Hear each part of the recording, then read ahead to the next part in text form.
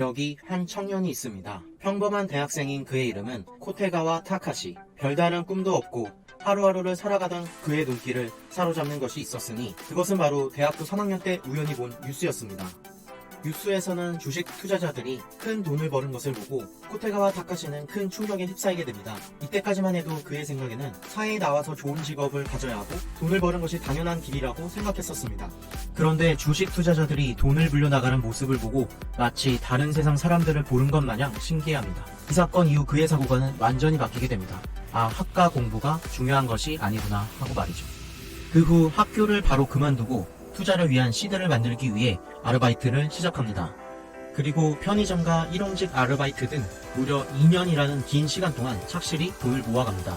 여기서 대단한 것이 보통 사람들의 경우 학교까지 그만두지 않거니와 잘 모르고 하면 위험한 주식 투자를 위해 2년 동안이나 돈을 모으진 않죠. 그렇게 주식시장에 뛰어든 그는 그때까지만 해도 낙폭이 큰 주식을 최대한 매매하고 일정 수익이 나면 바로 매도하는 단타를 하게 됩니다. 그러다가 언론에까지 나오게 된 주요 사건이 터지게 되는데요.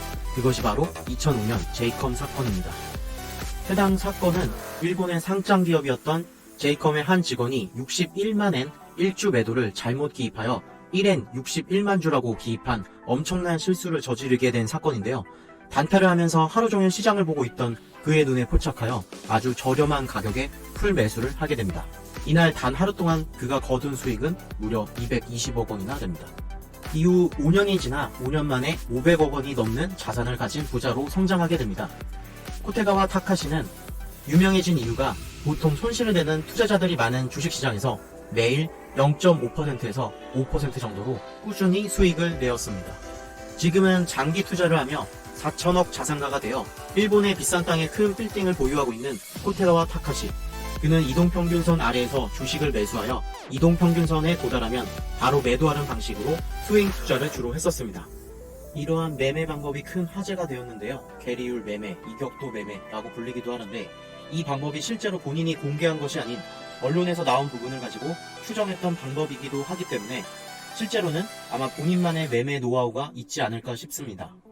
재미있는 것은 많이 공부하고 한 것이 아닌 경제지, 리포트, 산업정보, 책도 딱 한 권 정도밖에 보지 않았다고 합니다. 오로지 차트와 이동평균선으로 수익을 내고 있어서 업계에 큰 충격을 주기도 했습니다. 주식 전문가라는 분들도 사실 이렇게까지 꾸준히 수익을 내는 경우는 별로 없거든요. 그가 더욱 주목을 받는 이유는 바로 검소한 삶 때문입니다. 식사도 빠르게 컵라면 하나 정도로 해결하며 신용카드도 쓰지 않고 명품, 슈퍼카 등에도 별 관심이 없다고 합니다. 일본의 유명한 사업가 손정희 씨도 영입을 하려고 할 정도로 밖에에서 러브콜도 많이 받았지만 전부 거절하고 자유로운 삶을 택한 코테가와 타카시, 그가 바로 진정한 은퇴왕이 아닐까요?